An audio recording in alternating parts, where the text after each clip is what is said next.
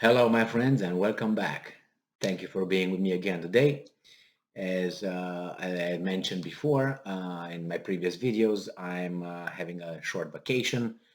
It's a long weekend here in United States, and I'm up north with some friends, fishing, talking, enjoying some adult beverages, and I can't stay away from you guys. And in the meantime, let me show you what I did today. There's a nice pike over there. So yeah, things could be solved very nicely. And got some pike, very good. I'm gonna cook it and eat it. All right, and we got the article for today. It's from Agence France Presse, May 27, 2022. And this is the title. The title is "The West has declared total war on Russia," says Lavrov. So Lavrov is alive and well. If you know, he said certain things that some people got all upset about. And then allegedly Vladimir Putin apologized for him, which I don't think that was the case, to be honest with you. And I tell you why. I don't think the president of a country will need to apologize for a foreign minister, but the foreign minister will have to apologize for whatever that foreign minister thinks that should apologize for. And obviously, Lavrov did not apologize for anything, which means that he did not apologize. Now, it's like, my brother apologizes for something I said, equals zero. And if I apologize for something my grandfather did, equals zero. Maybe my grandfather did not want me to apologize for whatever he said or whatever he did. That's why these kind of apologies mean nothing. So when you hear, okay, our president apologized to whatever country for something in the past in the name of whatever the country, maybe I don't apologize for that. So he apologizes in his name, but not in my name, and he shouldn't apologize for his office over there for not doing anything. Maybe okay, I acknowledge my country did something wrong. Maybe I don't acknowledge that. So don't apologize in my name. I apologize if I feel so. And the same with Lavrov. I didn't hear him apologizing, but he's still alive, so that means he's still over there. That means Putin did not fire him, did not take care of him. So all these stories about that are, you know how they are. So it says here that Russian Foreign Minister Sergei Lavrov accused the Western countries of waging and I'm quoting, total war, and quote, on Russia, its people and its culture as Moscow pushes on with its special military operation in Ukraine. Well, I don't think it's total. I don't think it's total war, but I think it is a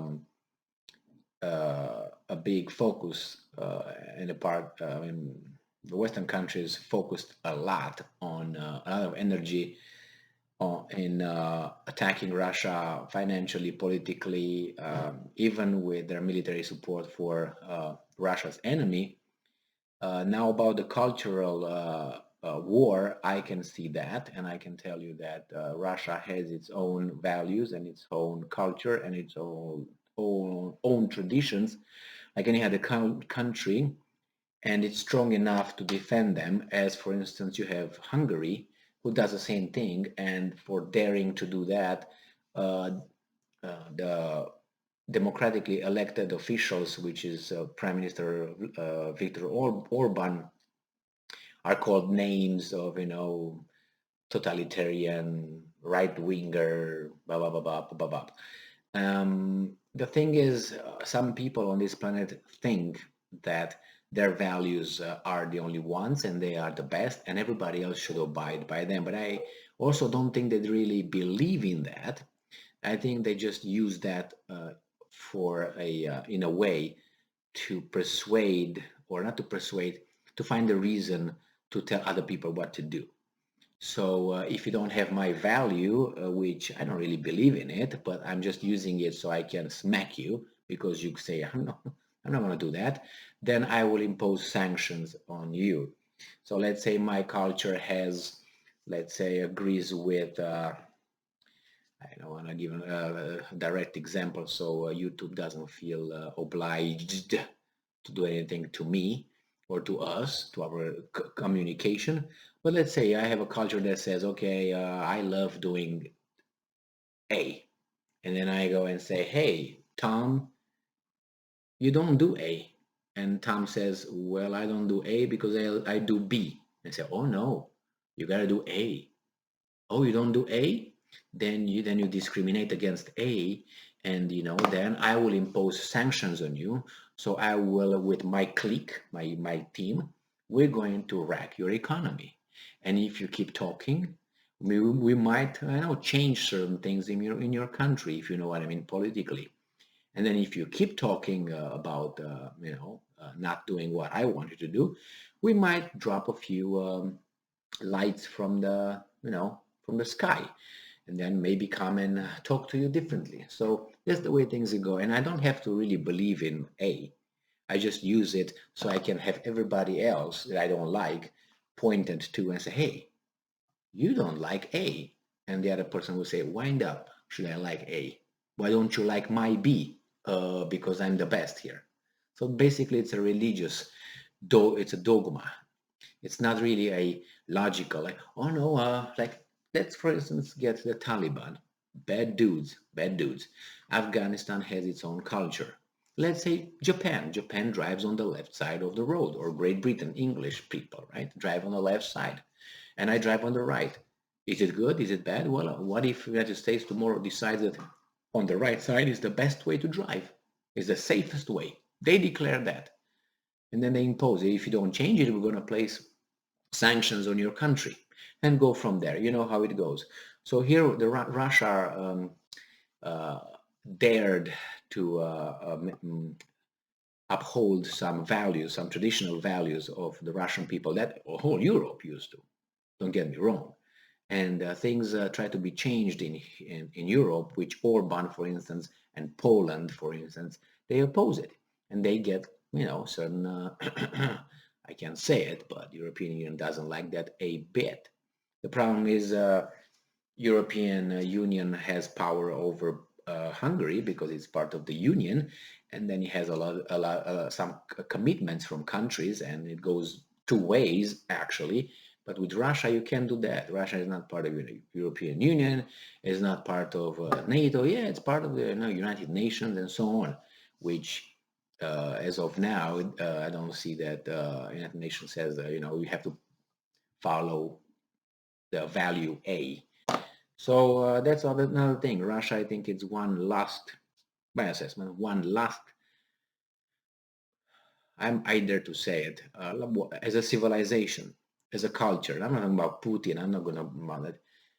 One of the last cultures or civilizations in Europe that still has something that reminds us of the past instead of moving forward towards accepting all kinds of naughty social changes. And for that, Russia has to be punished. I think this is what he refers at the cultural level. Now, obviously, Russia is economically and militarily was I don't know how it's right now, but at least stable and prosperous. If you look at Russia's from 2000 when Putin got in power until 2022, I have a video about like 2 months ago posted, and where I list the achievements, economic achievements of Russia. And this is not it could be in defense of Russia because that's the truth is not a lie. I'm not going to minimize something where it's real. They economically increased tenfold. Look at United States, onefold, one time. Yeah, but you say economies, that's a developing economy.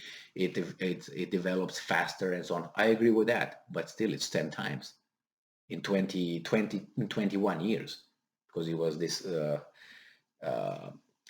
statistics, this data is from 2021, I think. So in 21 years, it got 10 times better. The economy increased, whereas other countries went down. Some of them maybe 2 times, 3 times.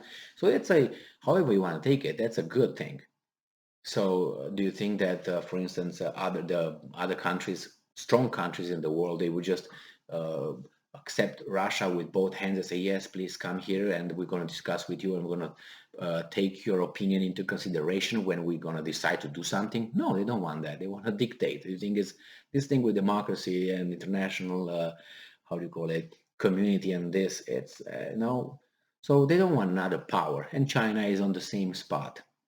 And after Russia, China is next. That's why China and Russia right now hold hands and say, no, we're not going to break.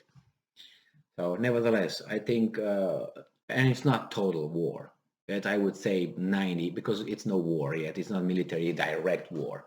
It's economic, it is with support, political and so on, but not total. It is 95, I would say, from how much they still can do, the West to Russia, from what I think. Maybe that's more, maybe that's less. Thank you very much for being with me again today. Stay strong, stay smart, look for the truth, and be just. See ya.